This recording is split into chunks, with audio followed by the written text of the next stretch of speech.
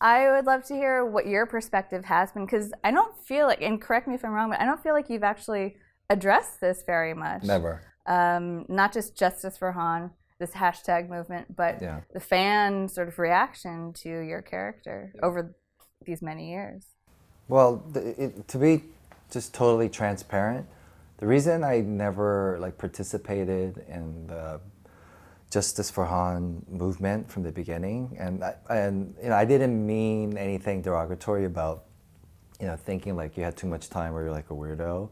It was really because it's such a sensitive topic, because Han and that character and the Fast and franchise means so much to me, not just in career but in my life, right? It's like it's changed my life.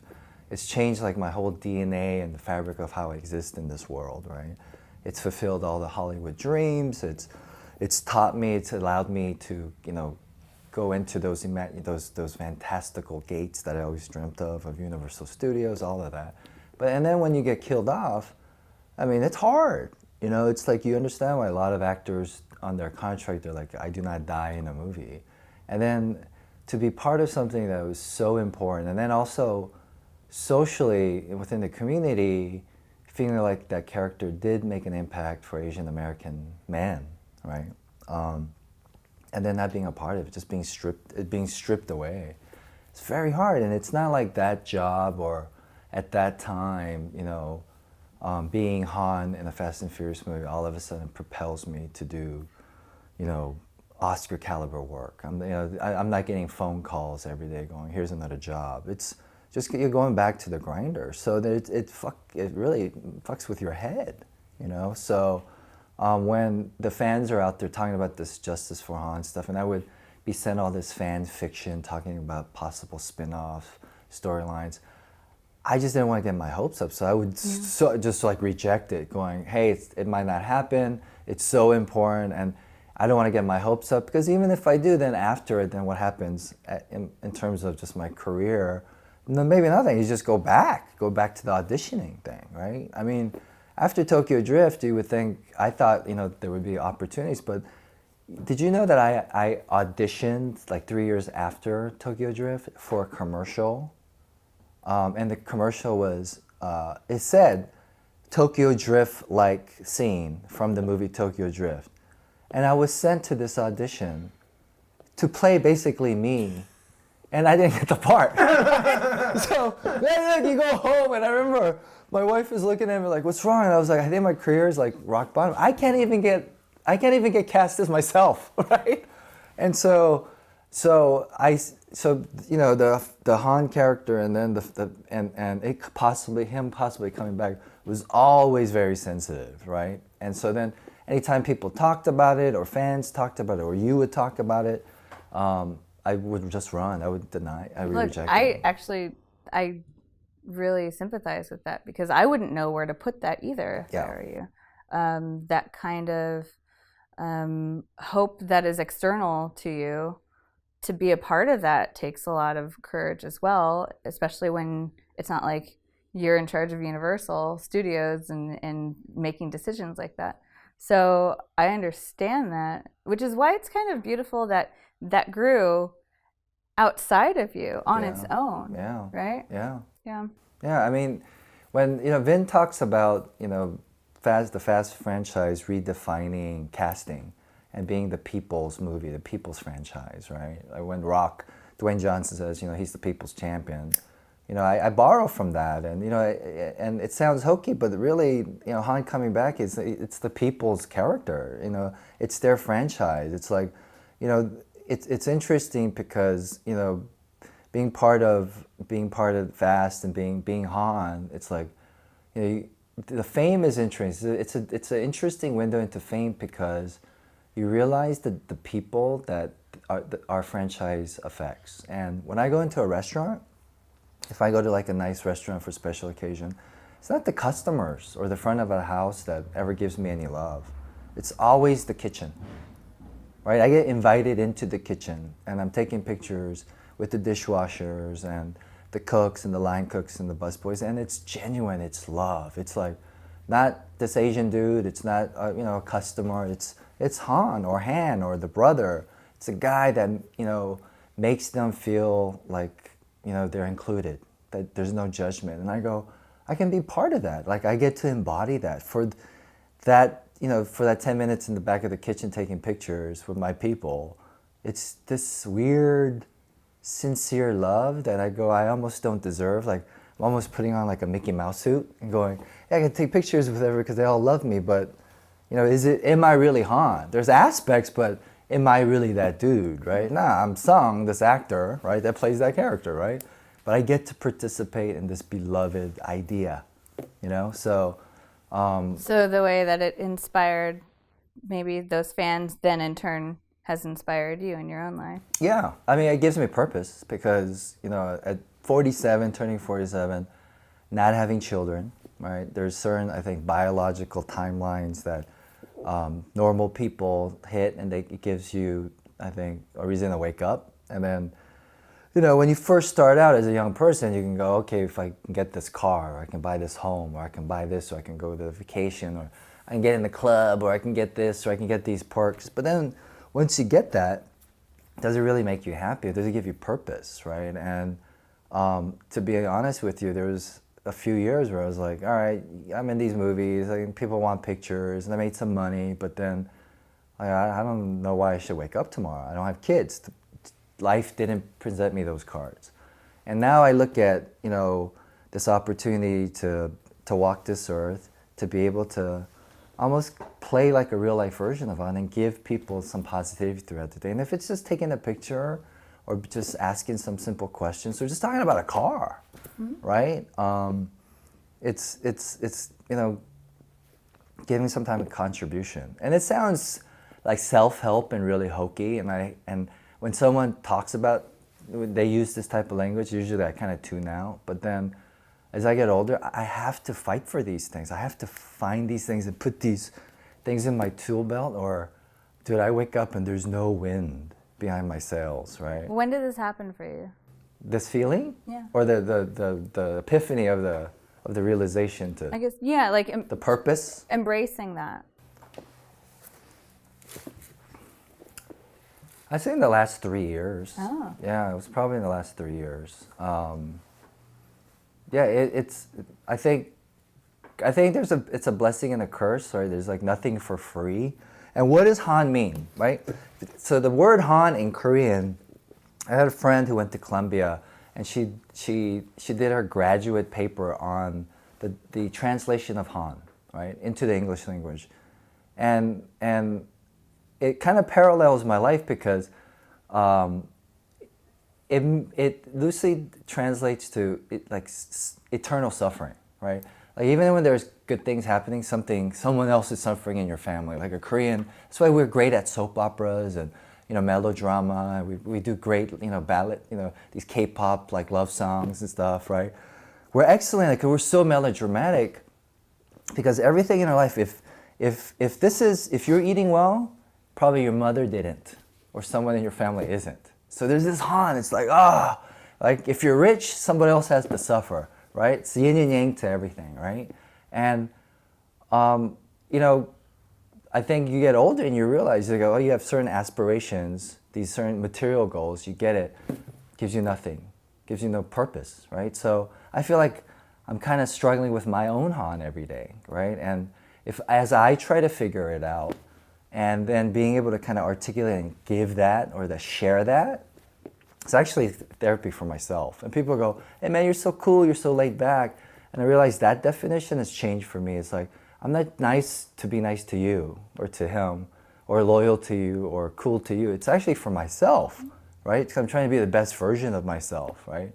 And it goes actually back to what, my friend from Hawaii was talking about, the kuleana. It's like, be responsible for yourself, right? So, anyway, I went on this tangent. So, yeah.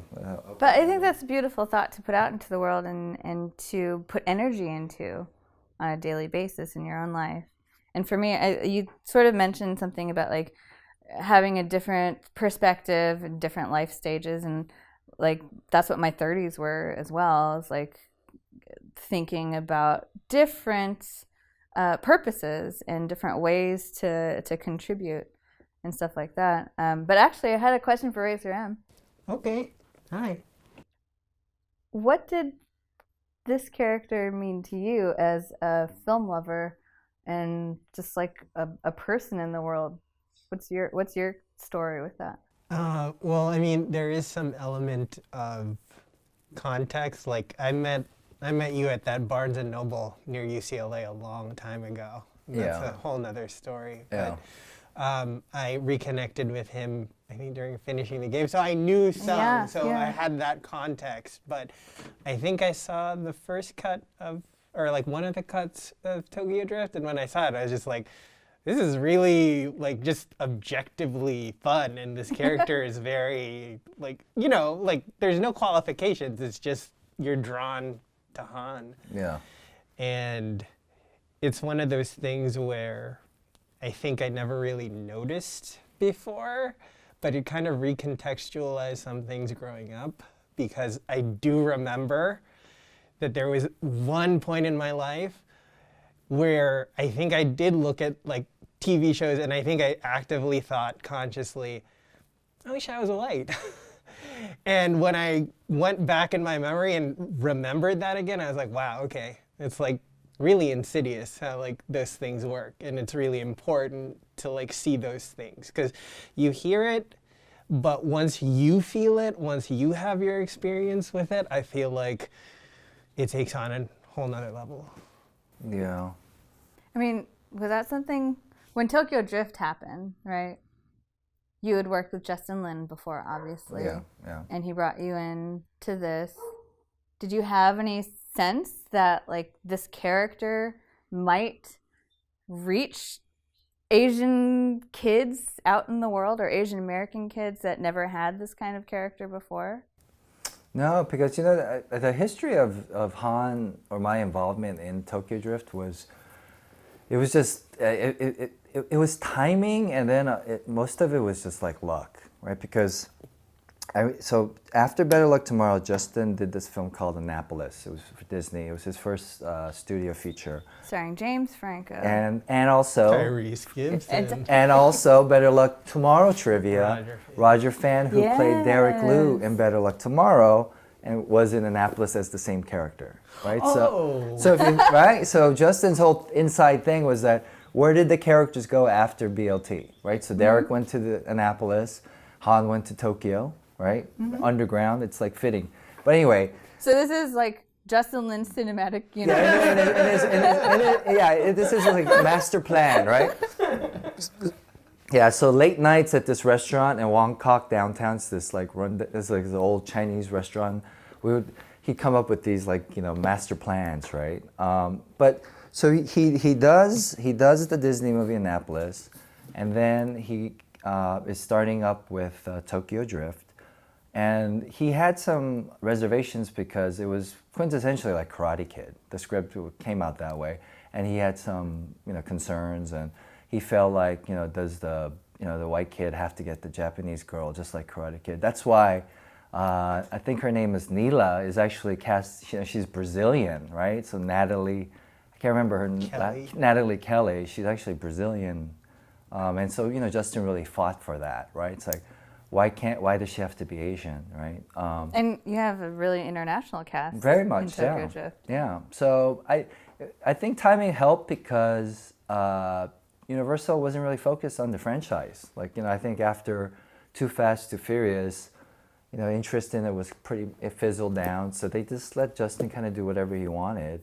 And then I remember he called me and Roger, and he said, hey, I'm doing this movie, Tokyo Drift, and it takes place in Japan, and I know you guys what you think.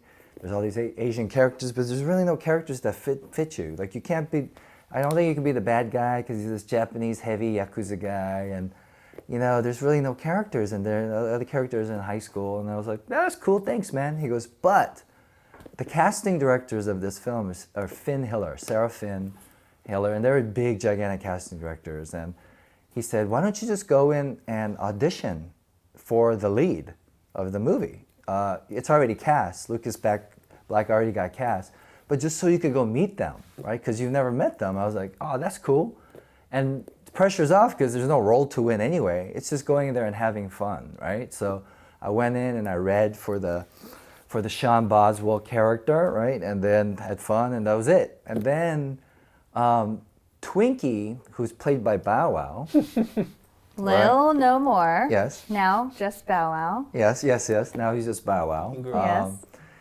So that character Twinkie was really tailored for Jason Tobin by Justin, right? So thus the name Twinkie, right?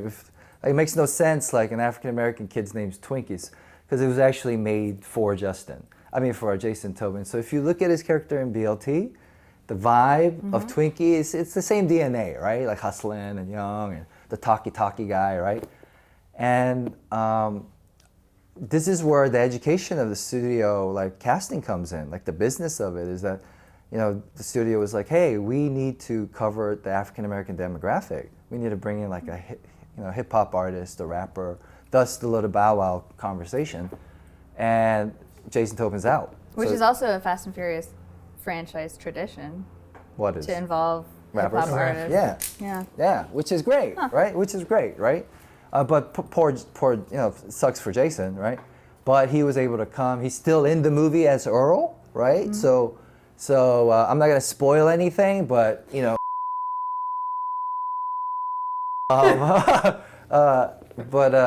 so he was in the film, but he didn't.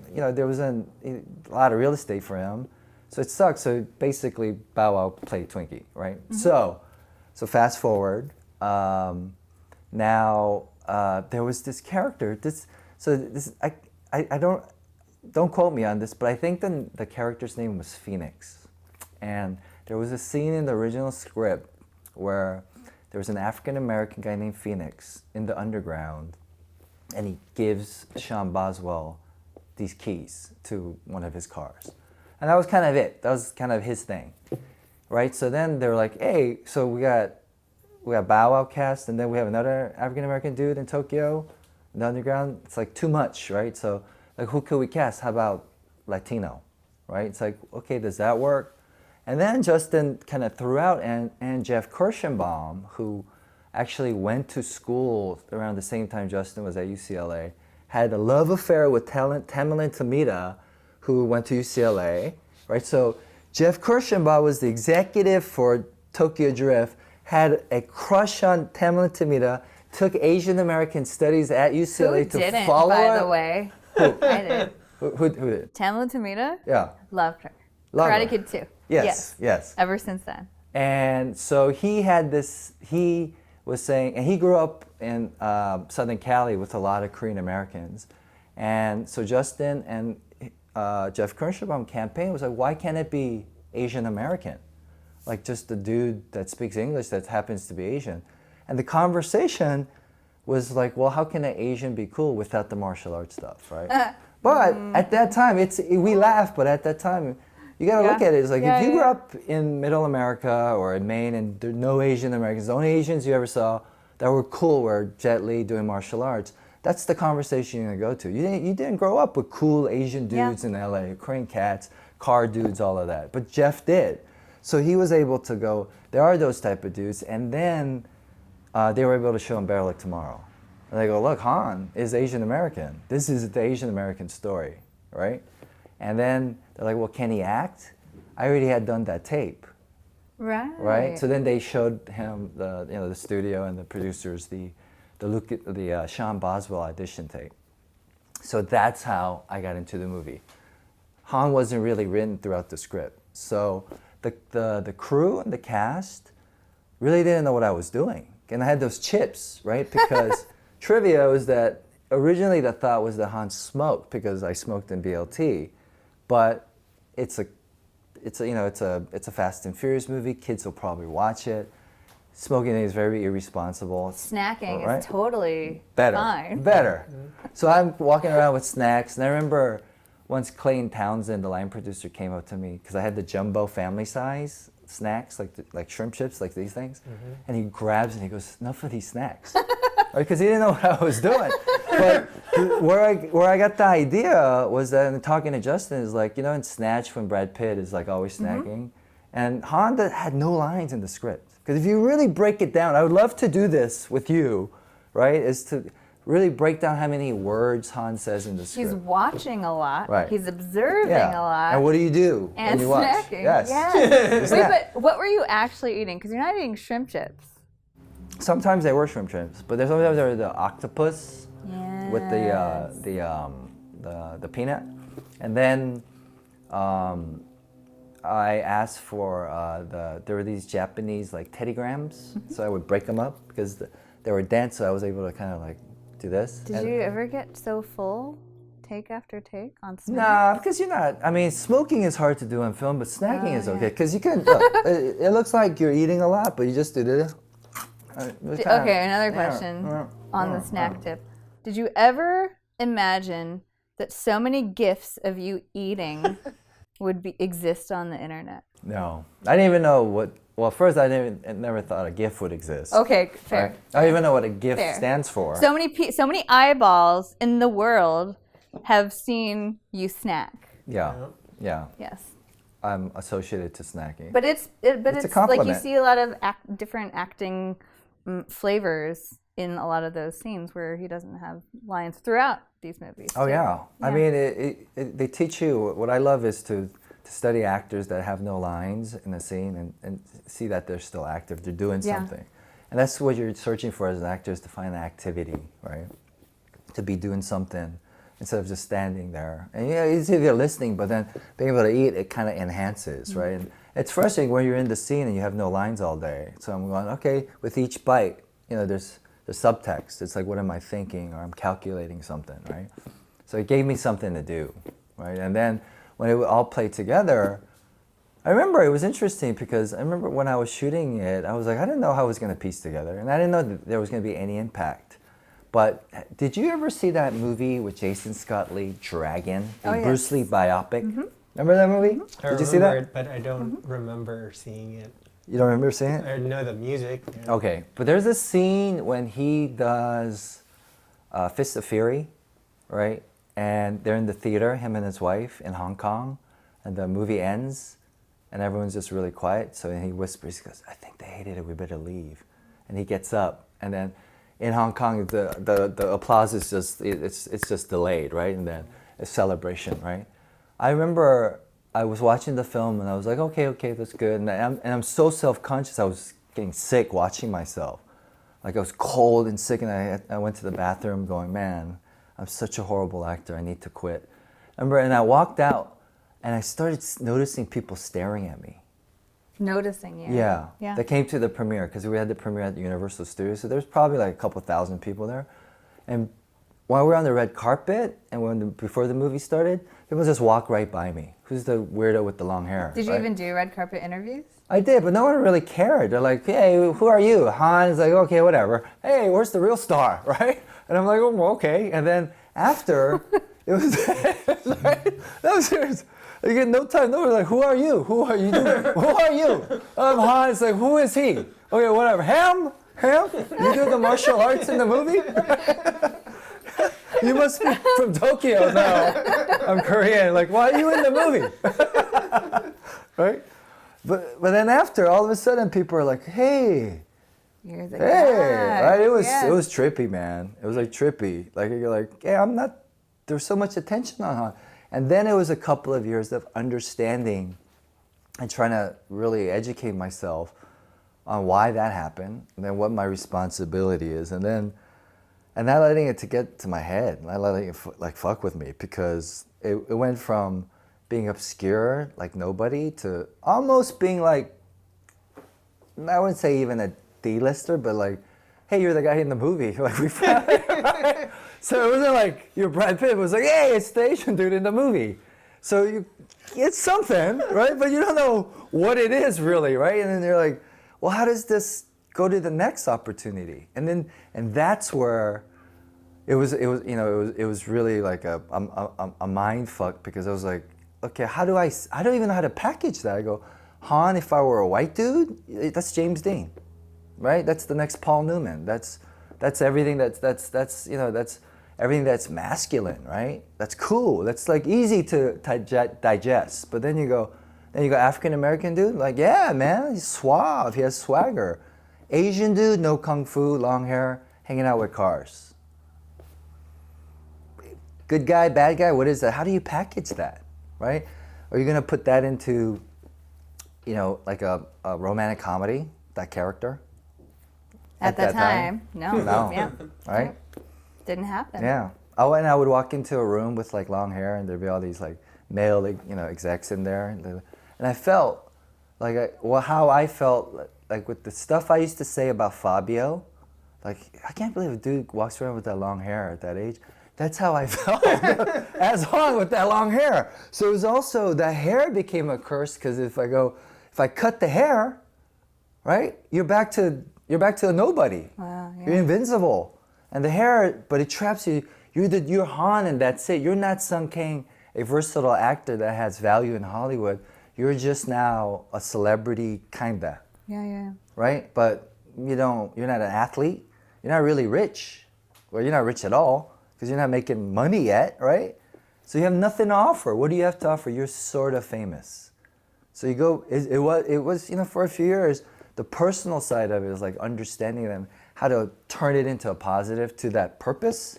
Right? To go, all right, fuck all the negative stuff. There's a massive price that comes with this thing called fame. And most of it is bullshit because it never made me rich. Like if I was a Kardashian and all of a sudden I'm worth like $1 billion, I can kind of go, all right, all that bullshit was sort of worth it because I live in a big house. I can buy my own island. Something came out of it. But all the things that you think, all I wanted was just career. I was like, is there more acting opportunity?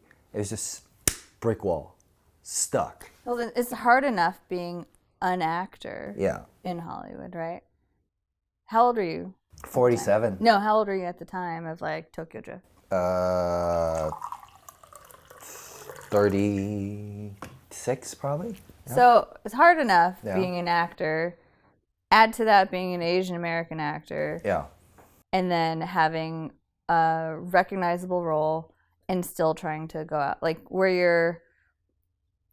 was like the industry reaction after that? After Tokyo Drift? Yeah. 0. Because there was such a subtle and like nasty prejudice against Fast. It was like, that's Fast. Oh yeah, it took years for people to like come around on it. Yeah, like it's just Fast and Furious. Who watches that? Or you get this, you go, oh, so you're in Fast 3, 4, 5, 6? And they're like, yeah. And like, I made so much money. He's like, yeah. It's like, I don't watch those movies. Like, and I go, that's good for you. I'm like, why am I here? Right? I go, I don't watch this. It's too loud. They're like, okay, cool, whatever.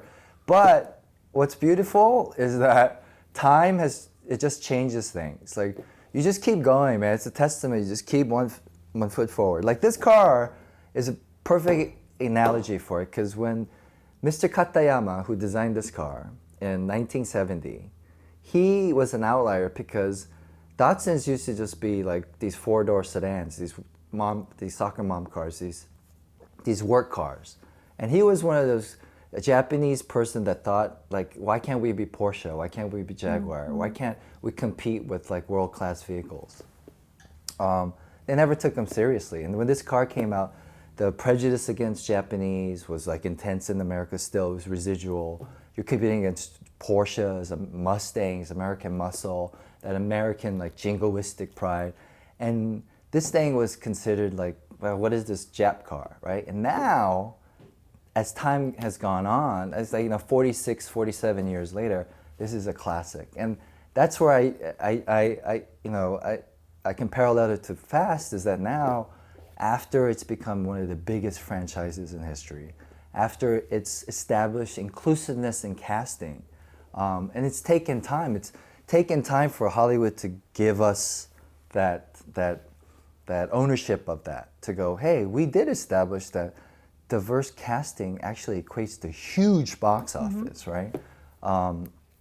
And so I went on a tangent. I kind of lost my train You're of thought. saying it's like this car. Oh yeah, like this car. Yeah. So now there's this respect for it. Appreciation, right? Yeah. So they go, you're global. The world's global now. It's like you're part of this big franchise. Maybe we can kind of take you seriously, right? So, and then also other things have to happen. I give credit to Crazy Rich Asians. Like when people Asian, that's a common question. Like, you think it's changed? Oh, drastically. drastically changed. I've been waiting for Crazy Rich Asians to come my whole career because we did Better Luck Tomorrow. There's this like, in our little microcosm, there's this like excitement, right? Like, oh, we did something, we're relevant, right? But didn't make any money. Even Better Luck Tomorrow had to fight to be seen. Yeah. And we made money, but not real money. It's not like showbiz money. Good indie money, good indie money. It like, I don't know, I think back to the reaction out of Sundance, and I think it's illuminating in so many different ways. The stories that I've heard of all you guys and your like team going out to Sundance and showing your film, and then having this guy stand up in the audience in the Q&A going, how dare you like tell a story that makes your people look bad, essentially. Yeah. The fact that was a reaction that was had in a public Q&A to Better Luck Tomorrow, and then that Roger Ebert, the late film critic Roger Ebert, stood up and said to that guy, shame on you for saying this. All these stories should have a chance to exist. And I love that part of it. But I also like remember hearing from the Asian American film community and people who were around and really hustling at that time, hearing how much passion there was among the film community to support you guys. And that you guys, I think, gave a lot of filmmakers to come after that a lot of hope. Yeah. Yeah, it was. We would do these. The timing was perfect because it was the beginning of Asian Americans really utilizing emails, and then us being able to communicate with all the APA organizations throughout the universities in America. So it was well organized, and it was like this wonderful line of communication, and we got to kind of get a taste of what it felt like to be a boy band. Like, I mean, like Sundance was like, we went from being called like, you know, Chinaman and Ching Chong, right? Like, you know, it's still Utah, right? So it's Sundance, Park City might be progressive for that week. Wait, that actually happened to you in Utah? Roger Fan and I were standing outside of Robert Redford's restaurant. We couldn't get in in Park City. In Park City because Better Luck Tomorrow had screened after the Roger Ebert thing at the library. So that was the second or third screening. And then Robert Redford heard about it and invited us to, or Justin, and a few of the people, the key people, to his restaurant. But the way we rolled back then is that if Justin went somewhere, everybody went. Like it was like, hey, Justin, you and the cast can come, and anybody from the BLT. And it's like, oh, okay. And then like 50 people go straight to the food, and all the food is gone, right? Like you bring the whole Asian family, right? And so Justin knew like all of us couldn't get in, so we would just take turns. Like someone would come out and they had, take out the wristband, and we would come in. And so Roger and I were standing outside, and we saw Justin talk to Robert Redford, and we were like, oh yeah, our boy made it. And we're standing outside, and then I remember it was a red Jeep Wrangler, not a Jeep, it was a Jeep truck. So it was like a Jeep Comanche. So it's half Jeep, half truck, right? That's why I remember this incident. And the truck pulls up, and these two dudes inside, they roll down the window and they lean out, and Roger's closer to them, and they go, hey, excuse me. And Roger's like, yes. He's like, is this the Chinese Film Festival?